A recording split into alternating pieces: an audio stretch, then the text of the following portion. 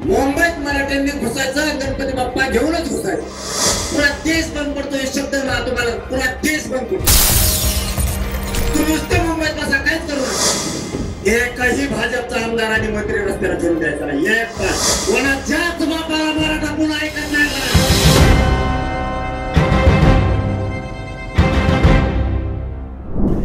त्यांनी षडयंत्र शिजायला सुरू केलंय. मराठ्याला मुंबईत येऊ द्यायचं नाही.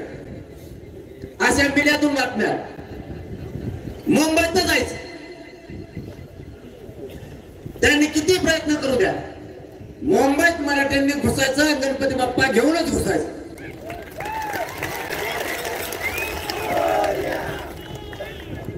काही पण होऊ दे, मुंबईत जायचं. वेळ पडली तुम्हाला जो रस्ता सापडेल त्या रस्त्याने जा. इतके रस्ते सापडून फुले त्या पोट्याने, पाहुणा आणि रस्ता दोन कामं सापडून फुले. पाहुणा आणि रस्ता, त्याला मध्ये 2 दिवस आधी झोपून द्या. आधी जायच्या मागे दिसते मुंबईत. मग एकट्याची गाडी ठेवू नका इथंच. 2-3 काम एवढेच करा.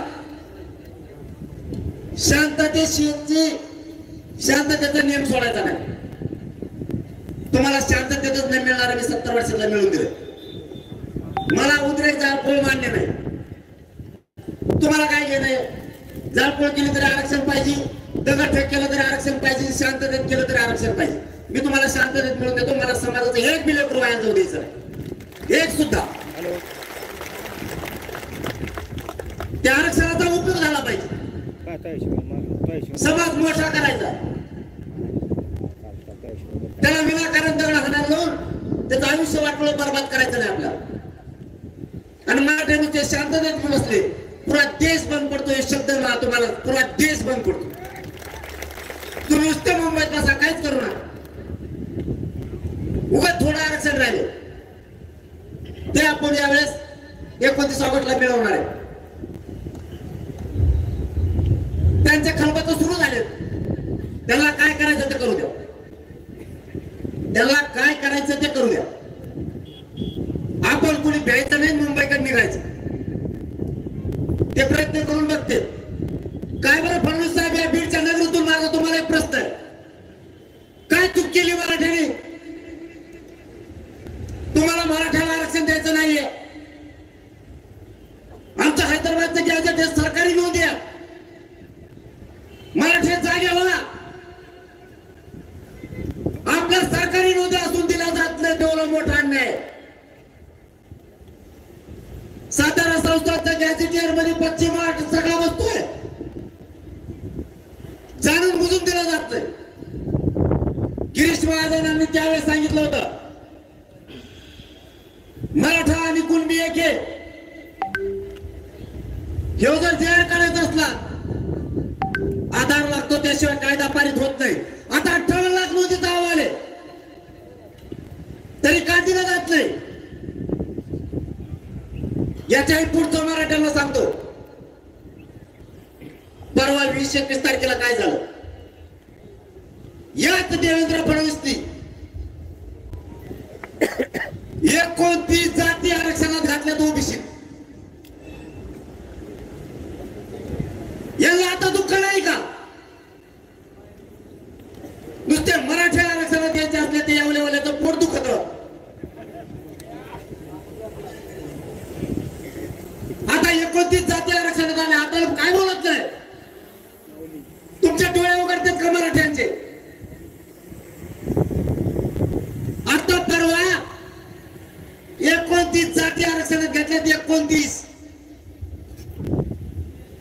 याला खुनशीपणा म्हणतात. मराठ्याची मागणी असताना सुद्धा मराठ्याच्या नाकावर टिचून दुसऱ्या दिला, पण मराठ्याला दिलं नाही. खुन्नस मराठ्याला त्यांची मागणीच नाही तरी पण दिलं. आमची मागणी असून देत नाही. याचा अर्थ मराठ्यांचा फडणवीस साहेब तुम्ही अंत बघू नका.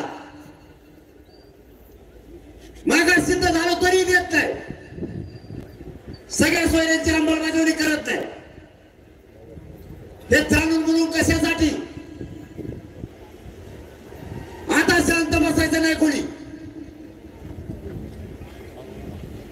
आपली जात मागास असून सुद्धा आरक्षणात घेतली जात नाही. यावेळेस जेवढ्या 8-9 मागण्या सगळ्यांची अंमलबजावणी घ्यायची. त्याशिवाय मुंबई सोडायची नाही, ही फायनल निर्णय झाला. सरकारला पण सांगतो, मुंबईत आम्ही येणार आहे. त्या भानगडीत पुन्हा पडू नका. माझ्या एकाही पोराला डवचिला ना मुंबईत, तुम्हाला सगळ्या मराठ्यांना राज्यातल्या सांगतो, तिथं एकाही पोराला नुसतं काठीनं जरी डवचिलं, इथं राहिलेल्या सगळ्या मायमावल्या, इथं राहिलेल्या सगळ्या मराठ्यांनी एकही भाजपचा आमदार आणि मंत्री रस्त्याला फिरून द्यायचा नाही. एक पण.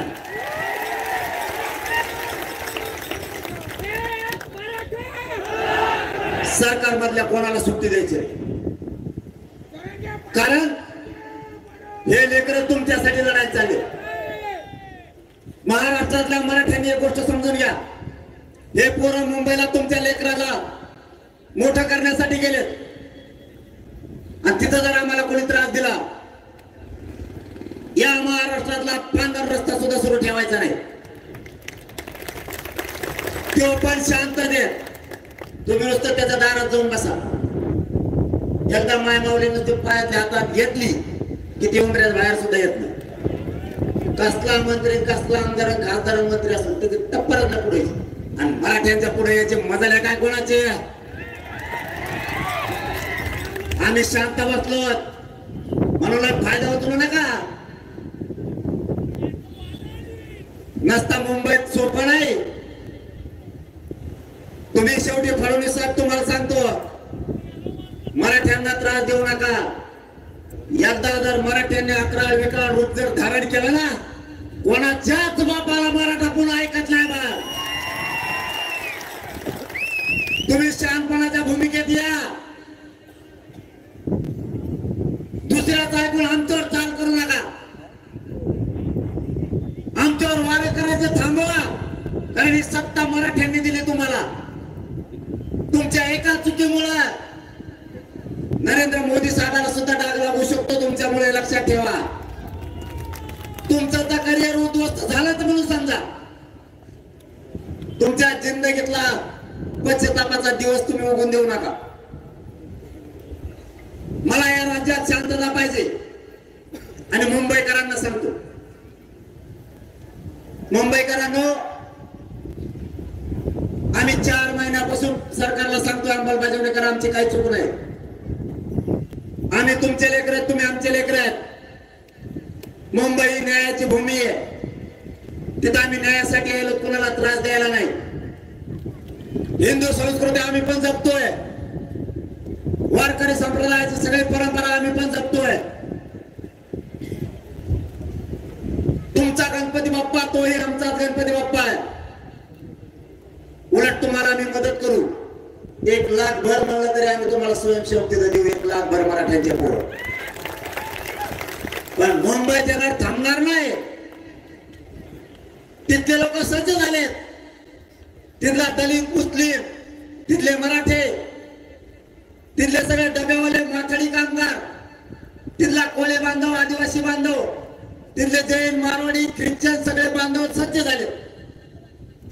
गोरगरीब मराठ्यांचे पोरं जर मुंबईत यायला लागले तर त्यांना एक भाकर देऊ, तांब्यावर पाणी देऊ.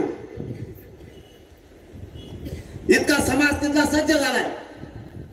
फडणवीसला जागाच नाही राहिली. भांडण लावा पुढं. ओबीसीत लावायला जाईल तर ओबीसीच्या लक्षात आलं आपलाच देवारा केलाय. याचं ऐकून मराठ्याचं ओबीसीचं रक्त कशामुळे सांडायचं. देवेंद्र फडणवीसने किती प्रयत्न केले तर काहीच होत नाही. त्यांनी ओळखलं, फसवलं कसं.